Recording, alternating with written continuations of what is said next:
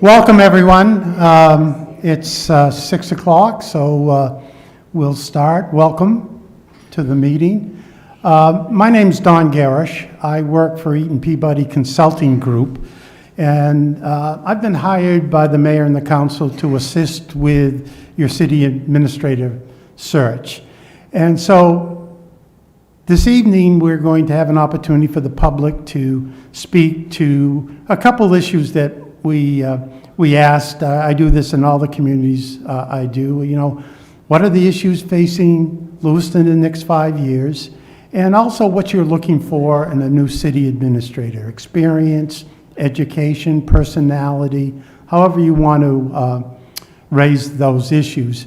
I just will say this is a meeting going forward. We're here to look for the future of Lewiston and a new city administrator. So let's be positive this evening. Let's talk about things that you'd like to see, issues that you may have, but I really want us all to be positive, and we're not going backwards. We're here to make positive comments. So let me start by telling you a little bit about myself. I am born and raised in Maine. I was raised in Bangor, and I have retired after 39 years in municipal government. I had 10 years in Gorham as the town manager and retired in 2009 from Brunswick after 20 years as their manager.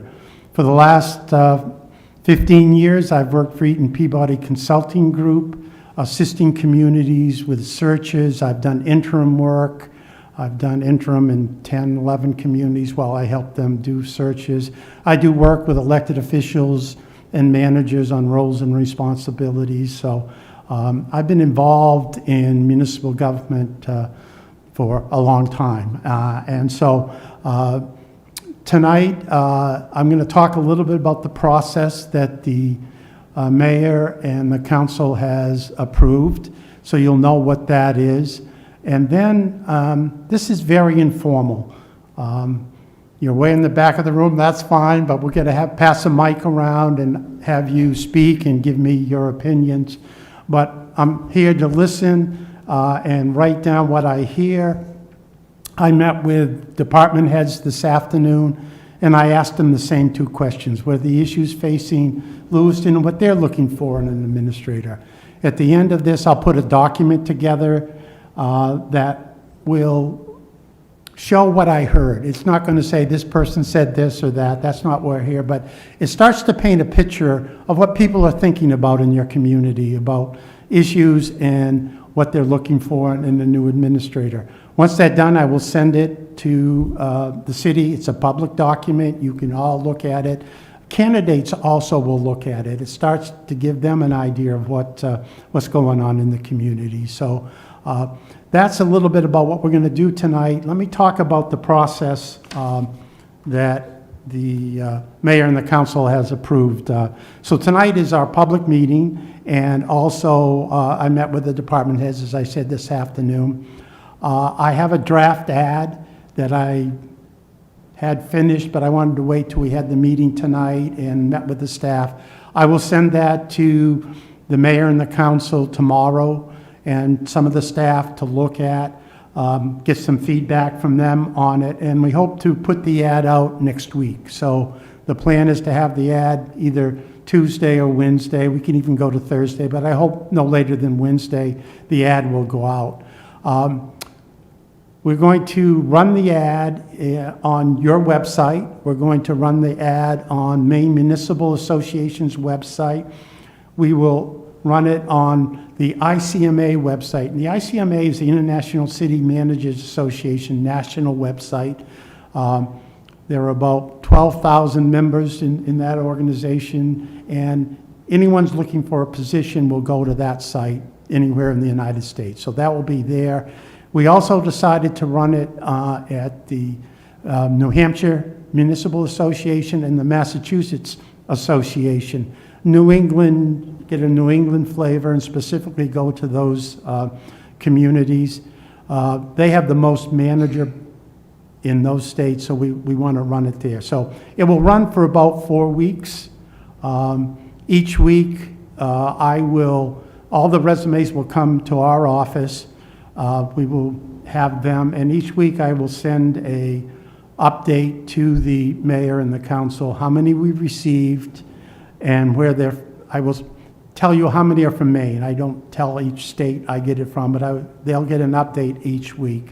And just so everyone understands, when you run an ad, it starts out slow and then it moves, and by the last week is when you get most of your resumes and applications. So the deadline for that is going to be September 17th, which is a Tuesday. Those, like I said, all the resumes come to our office. I will review them, and then we will put a packet together for the mayor and the council, which will include all the resumes we've received. So they will get a copy of every resume we received for the position. I will review those resumes, and I will make a recommendation to the mayor and council on suggestions on who I think they ought to interview. It's their choice, but I, through my experience, will give them names that I think they ought to interview.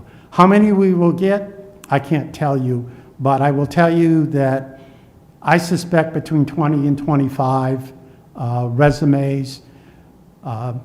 We are not getting as many that we have in the past, and the quality has not been great that we've had in the past. So we'll see. Maybe it'll surprise me and we'll get a lot more, but that's what I expect to see. Once the packet's done, we will send it down, and then we will have a meeting the week of September 23rd through the 26th, and which time I will meet and we will go over all of the resumes and my recommendations, and the mayor and the council will decide who they'd like to interview. How many we'll interview will depend upon how many we get, the quality. I would suspect and hope we could have maybe six, at least six to do initial interviews with, but it will depend on the numbers that we get. Once we decide on who we will interview, I will set up the interviews with the mayor and the council, and we've scheduled that for the week of September 30th through October 3rd. It may be one night or 2 nights. I suspect it'll be 2 nights. The first round of interviews will be, we will invite candidates to come to be in person. If a candidate is from away, depending where that is, we might do an interview by Zoom. But that's the plan for the first round of interviews. I help the mayor and council. I supply draft questions for them to review and look at. They can change them, but it gives them something to work with as we start the process. Once we do the interviews and we've narrowed down the finalists, most likely, hopefully, we'll have 2. Sometimes we have 3. It depends on what we have. But the 3 finalists or 2 finalists, I will then do complete background checks on the finalists, educational, financial, criminal. I will do follow-up with references they give us, other references where they've worked, and there'll be a complete package that will be provided to the mayor and the council on the finalists. The next goal is to bring the finalists back for a second round of interviews. And we've got that scheduled for the October 14th through the 17th. And there will be 2 activities that we'll have. And we are planning to have what I call a meet and greet. We'll have the finalists available at a location. The public will be invited to come in and meet the candidates. It's an informal process. The names of the candidates will be made public when we have the finalists. And again, we'll have them both the same night at the same place. So citizens don't have to come out 2 nights. They can come and meet the candidates. And so that would be the plan for one day that week. The next day, finalists will then be interviewed and get to meet department heads separate. Collectively, one will meet with the department heads and the other one comes in. I will be part of that process with the department heads. Department heads don't get to vote, but what happens after we do the interviews, I'll ask them, But you like any concerns for each candidate, I will then take that to the mayor and council who will do their final interview that night. And from there, depending on where we are, they will make a decision on who they would like to try to negotiate a contract with. So once you have a finalist, we will negotiate the contracts with them. We plan to do that the next week. That sometimes stretches out, but that's what the plan is.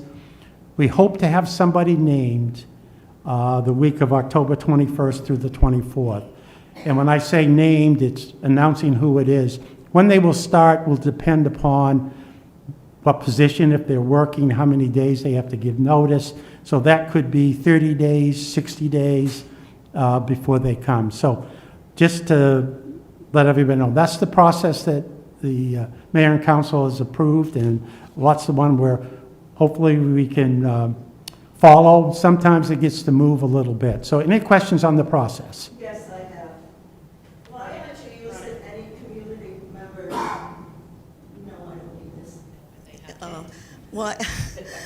YouTube says otherwise. Okay.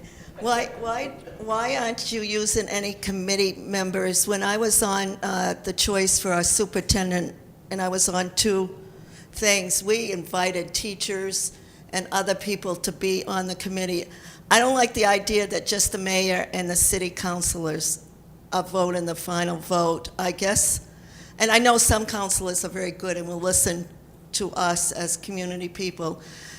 But I don't know. I just think I don't like the idea of just the council. And I think it needs to be more transparent, and there needs to be some local people on the committee, too, that picks the mayor.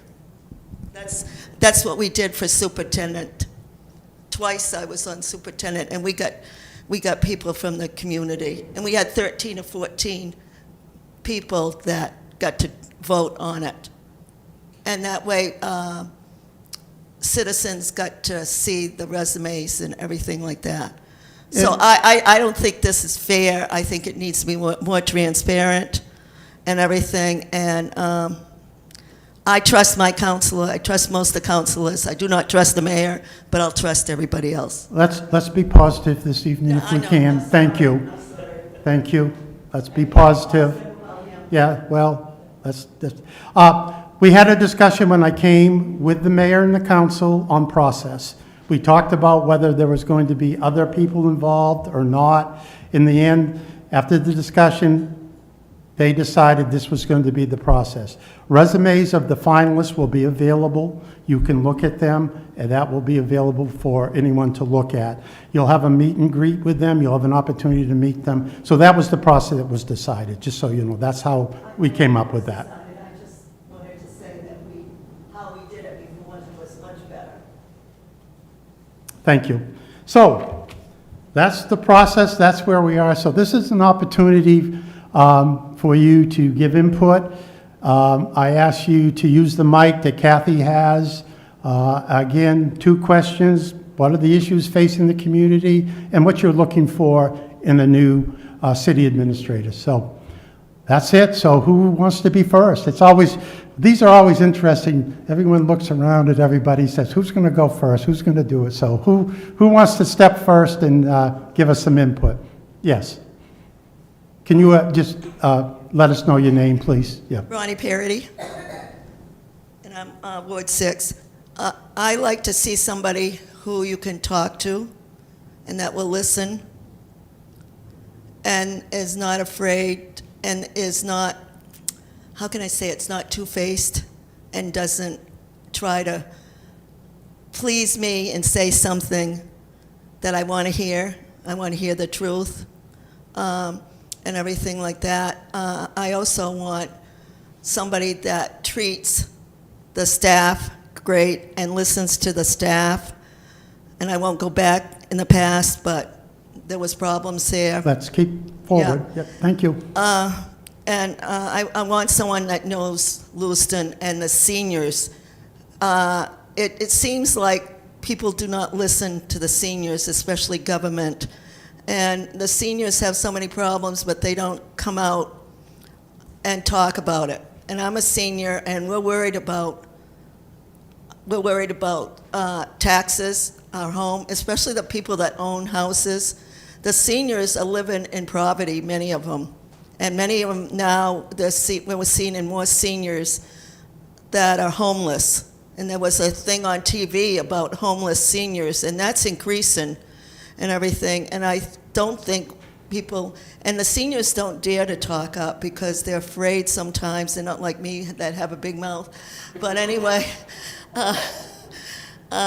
they're scared to talk up. And Okay. they're afraid things will thing. And that's why we have somebody that we can trust. Mm-hmm. Trust is a big thing, and trust who will tell us. Thank you. Thank you very much. That's why I'm here. So I have several things I wanted to say. My name is Linda Scott. I live in Ward 1. I'm a former counselor for Ward 1, and I was on the school board for 8 years. I've lived in Lewiston my whole life. I really feel that we need a candidate that not only understands the unique challenges that we face, but also thinks outside the box. Somebody that's going to bring new vision to our city. We need a city administrator who recognizes the importance of having department heads who can lead for change, but will also allow those department heads to do their job without micromanaging. We need a city administrator who pushes for economic development that brings tax revenue to our city, and not only focus on grants and subsidies from our federal government as the basis for growth. And unfortunately, that's what we've seen a lot. We need real tax revenue coming in and economic development in our community. And we need a city administrator who's going to really push for that. We need an administrator who's willing to work with all the stakeholders in our community on a bipartisan manner. And we need an administrator with the courage to take risk, because that's what is going to change our city, is somebody that's willing to take risk and make serious changes. I'm going to go a little bit on what Mrs. Parody had already said in regards to the process. I am a little bit concerned about the process and the way this is moving forward. I too have been on hiring committees, specifically for a superintendent, and I've seen this process done several times throughout our community. My concern is what we have here in this room tonight, and this is not to be negative, I just want you to understand, is we've got city councilors sitting here, we've got city staff sitting here, we've got a couple of city members, that's it, community members. And I feel that there was not enough process in getting this information out there that the community knew that they had the opportunity to come and speak tonight. There was something posted on the city website, but there was nothing posted on social media. There was something put in the newspaper, but that article was not posted in social media, and a lot of people don't read the newspaper anymore, they go by social media. So I fear that we're not giving enough time for our true stakeholders to have the opportunity to say what they want in a city administrator. I think it's extremely important that you spoke to department heads, but I'm also concerned about the need to speak to staff members, not just department heads. The folks that are on the ground doing the work in every department, they need to be heard as well, without any fear of repercussion of maybe saying something negative and what they want to see in our future. Can I just interrupt you just a second? Sure. My email was on the notice. The email is, I think, on tonight. It should be there. All the staff, every employee was given the opportunity to send me information that is confidential to my email. So I just want to let you know, I couldn't meet with everybody, but if they want to send me information, I will take it, just so you know. I really appreciate you saying that, because I think that's important to reiterate so that the public knows, in case they didn't, because not everybody looks at their email, and I want people to feel comfortable Sure. to say what they want. This is the future of our community we're talking about here. Right. I really feel that it's important to have a conversation with our business owners as well, and ask them specifically what our community needs. I'm not sure where that is in part of the process, but I think that's a really important piece. If we're not talking to our Chamber of Commerce and our businesses, we don't all have the understanding of maybe what those businesses and what they're looking for in our community. And that's a piece that I see missing in all of this. I am a little bit fearful of this process. I don't want it to be rushed. I think it's really important that we make the right decisions here. We really need somebody that's going to be influential enough to think outside the box and make the serious changes that we need. We've honestly, I feel, and I've been in many positions in our community, whether it's being an elected official or on boards and many other things that I've done, that we're stuck in a rut and we're not going very far, very fast. And our community is dwindling in many areas, and we need to focus on that and do something about it. And the way that's going to happen, excuse me, is by having a city administrator that's willing to take the bull by the horns and make the changes that are needed. I don't want to settle for what we already have and what we've been doing in the past. I want to see significant change, and I think that's going to take a very special person, and I hope that our city councilors understand, and I think they all do, because I have a pretty good relationship with all of them, that this is probably the biggest decision they're going to make sitting in those seats, and they're making that decision for all of us in their community. So I'm asking all of them to choose wisely, choose the right person, choose for our future, because that's what's at stake here, is the future of our community. Thank you. Thank you. Just another comment on that. I do these a lot. Sometimes we don't find somebody the first time around, and that happens. I've had a few communities it's taken a long time. My role and what I do, I'm here till you hire somebody. I don't charge any extra if we go out again or anything like that, and I've done that to a number of communities. I just want to let you know, sometimes you just can't, you don't find anybody, and you have to wait and go back out, so that happens sometimes. Recently, we've been doing better than we have in the past. We've been getting good candidates, and we've been able to get it done in a timely manner. But I just wanted to let you know that sometimes that doesn't happen, and we do go back out. So, anyone else?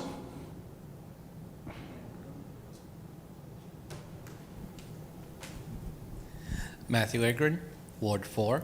The first thing is, you're looking at problems we have in our community. We have no tax base. Our tax base is shot. We have no housing for seniors. They keep promising it's coming, but nobody sees it. Then you're asking what we're looking for. I'd like to see that our new administrator be somebody who's worked in a diverse community like ours. I'd like to see our new administrator have a good understanding of financing in a place like this.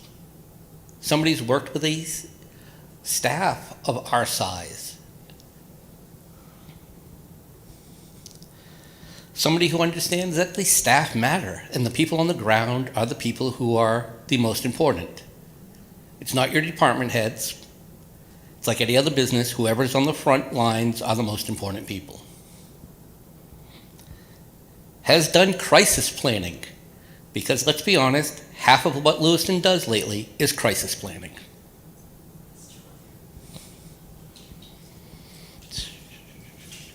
Is familiar with how nonprofits work and what they can and can't do effectively for us. We have a lot of nonprofits in the city that we are tied into who maybe we need to look at stepping one step back.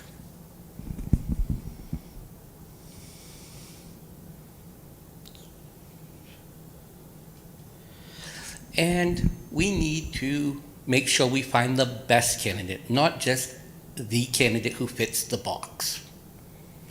So if we have to go 2 or 3 times through this, let's do that. Let's not take the first acceptable one. And I'm going to go after with Ronnie. Drawing a blank. Linda. All I could have was Scott, and that was where I was going. Said, I really think there should be at least one community member on this selection committee. Somebody who's not, and perhaps not only one community member, one business member representing the business community. Because, let's be honest, they're the person who's that's the community that we need to increase our tax base. We're not increasing it. We're putting more and more money out. We're not increasing. So that's a big problem here. Thank you.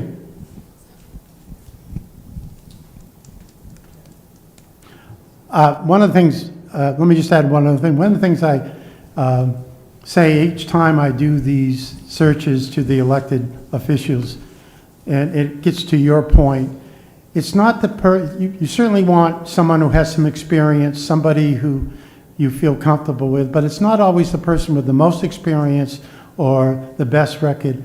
Certainly want to have skills, but as important is someone who fits into your community and can be part of the community.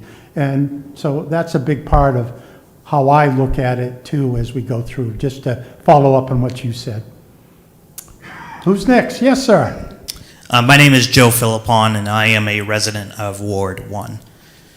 To answer your questions about what I think is needed in the next administrator and some of the issues that the administrator needs to be able and willing to face head on, I would start with genuinity. The new administrator, to be successful, they need to commit to going out into the community to meet people, build trust, but most importantly, create their own relationships. They need to be accessible, able to communicate, and take action. Ideally, I think, and I'm hopeful or optimistic that with the hiring of a new administrator from outside this community, that will allow the city an opportunity to reset its relationships. I have the benefit of being out and engaged with the community, and a frequent issue expressed to me from business, service, and those in residence is the lack of presence. And when there is, oftentimes I hear that it feels like it's more of a check the box. I think a good example of somebody in the past that is of genuine engagement is former Deputy City Administrator Phil Nadeau. I'd also add that for the new administrator, I hope that they're able and willing to delegate. They need an effective leadership team, and they need to give those members the support to lead, but also, as been said, shared by many, to try. We need to be willing to try new things. We need to accept that maybe we're going to fall on our face, but we definitely need to try. There are many pressing issues in Lewiston, but I would say, in my opinion, violence and the epidemic of shootings is number one. The ramifications of not being safe impacts Lewiston's economic outcomes. And I just share, for example, back in 2012, the city was beside itself when there were 3 shootings. Back then, that was way outside the norm. Unfortunately, that's not the case today. Back then, in response, former Administrator Ed Barrett supported the former police chief, Michael Boussier, on the chief's Operation Hotspot plan that focused a lot on community relationship building and response to needs, as well as enforcement, and crime decreased. I just think that we need that same kind of acknowledgement of our challenges. We need that same sense of urgency, support, and action today.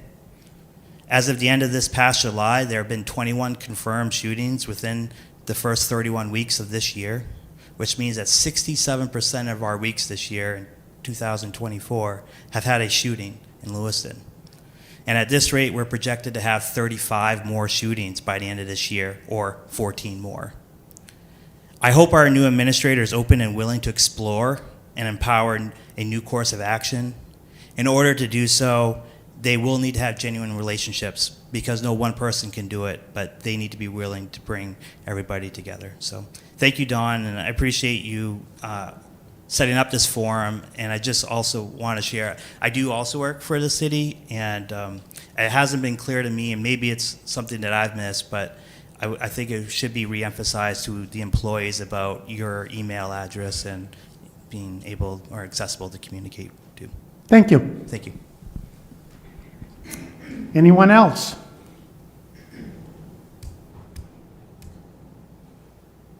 Anyone else?